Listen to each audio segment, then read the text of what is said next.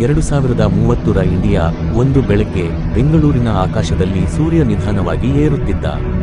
ಹಸಿರು ಮರಗಳ ಮಧ್ಯೆ ಮೌನವಾಗಿ ಸಾಗುತ್ತಿದ್ದ ಎಲೆಕ್ಟ್ರಿಕ್ ಬಸ್ಗಳು ಹೊಸ ದಿನದ ಶುಭಾರಂಭವನ್ನು ಸೂಚಿಸುತ್ತಿದ್ದವು. ಆ ಬಸ್ಸಿನ ಕಿಟಕಿಯ ಬಳಿ ಆರ್ಯನ್ ಎಂಬ 10 ವರ್ಷದ ಹುಡುಗ ಕುಳಿತಿದ್ದ. ಅವನು ತನ್ನ ತಂದೆಯ ಕಡೆ ತಿರುಗಿ ಕೇಳಿದ, ಆರ್ಯನ್, ಅಪ್ಪ, ನೀವು ಚಿಕ್ಕವರಿದ್ದಾಗ ಇಂಡಿಯಾ ಇಷ್ಟು ಮುಂದಿರಲಿಲ್ಲ ಅಂತ ಹೇಳ್ತಿರಲಿಲ್ಲವಾ? ತಂದೆ ನಗುಮುಗಿದ ಮುಖದಿಂದ ಕಿಟಕಿಯ ಹೊರಗೆ ನೋಡುತ್ತಾ ಉತ್ತರಿಸಿದ, ತಂದೆ, ಹೌದು ಮಗು, ಆಗ ನಾವು ಕನಸು ಕಾಣ್ತಿದ್ವಿ. ಇವತ್ತು ನೀನು ಆ ಕನಸಿನೊಳಗೆ ಬದುಕ್ತಿದ್ದೀಯ. ಬಸ್ ಒಂದು ಹಳ್ಳಿಯ ಬಳಿ ನಿಂತಿತು. ಹೊಲದಲ್ಲಿ ಒಬ್ಬ ರೈತ ಡ್ರೋನ್ ಹಾರಿಸುತ್ತಿದ್ದ. ಆರ್ಯನ್ ಆಶ್ಚರ್ಯದಿಂದ, ಅಪ್ಪ, ಆಕಾಶದಲ್ಲಿ ಹಾರೋದು ಆಟಿಕೆನಾ? ರೈತ ನಗುತ್ತಾ, ಆಟಿಕೆ ಅಲ್ಲ ಮಗ, ನಮ್ಮ ಬೆಳೆ ನೋಡಿಕೊಳ್ಳೋ ಕಣ್ಣು ಇದು. ಅಲ್ಲೇ ಪಕ್ಕದಲ್ಲಿ ಮಕ್ಕಳು ಟ್ಯಾಬ್ ಹಿಡಿದು ಪಾಠ ಓದುತ್ತಿದ್ದರು.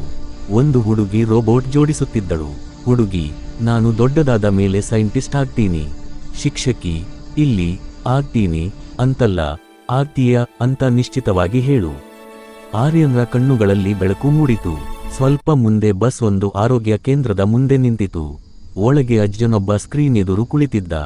ಎಐ ಡಾಕ್ಟರ್, ನಿಮ್ಮ ಆರೋಗ್ಯ ಸರಿಯಾಗಿದೆ. ಅಜ್ಜ ಭಾವೋದ್ರೇಕದಿಂದ, ಆಸ್ಪತ್ರೆ ದೂರ ಹೋಗದೆ ಚಿಕಿತ್ಸೆ ಅಂದ್ರೆ ಇದು ನಿಜವಾಗಲೂ ಅದ್ಭುತ. ಮತ್ತೆ ಬಸ್ ನಗರಕ್ಕೆ ಬಂದಿತು. ದೊಡ್ಡ ಲ್ಯಾಬ್ನಲ್ಲಿ ಯುವಕರು ಕೆಲಸದಲ್ಲಿ ತಲ್ಲೀನರಾಗಿದ್ದರು. ಯುವಕ, ಒಮ್ಮೆ ನಾವು ಉದ್ಯೋಗ ಹುಡುಕುತ್ತಿದ್ದೆವು. ಯುವತಿ, ಇವತ್ತು ಉದ್ಯೋಗ ಸೃಷ್ಟಿಸುತ್ತಿದ್ದೇವೆ. ಅಷ್ಟರಲ್ಲಿ ಟಿವಿ ಸ್ಕ್ರೀನ್ನಲ್ಲಿ ಬಾಹ್ಯಾಕಾಶಕ್ಕೆ ಹೊರಟ ಮಹಿಳಾ ಆಸ್ಟ್ರೋನಾಟ್ ಕಾಣಿಸಿಕೊಂಡಳು. ತಾಯಿ ಕಣ್ಣೀರಿನಿಂದ, ನನ್ನ ಮಗಳು ದೇಶದ ಹೆಮ್ಮೆ ಆಗ್ತಾಳೆ ಅಂತ ಕನಸು ಕಾಣಲಿಲ್ಲ. ಮಗಳು ದೃಢವಾಗಿ, ಅಮ್ಮ, ನೀವು ಕೊಟ್ಟ ಧೈರ್ಯವೇ ನನ್ನ ಶಕ್ತಿ.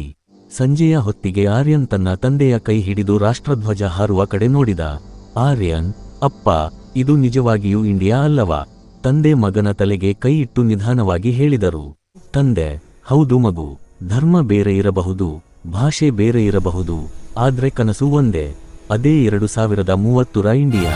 ತ್ರಿವರ್ಣ ಧ್ವಜ ಗಾಳಿಯಲ್ಲಿ ಹಾರುತ್ತಿತ್ತು. ಆರ್ಯನ್ ನಗುಮುಗಿದ ಕಣ್ಣುಗಳಲ್ಲಿ ಭವಿಷ್ಯ ಹೊಳೆಯುತ್ತಿತ್ತು.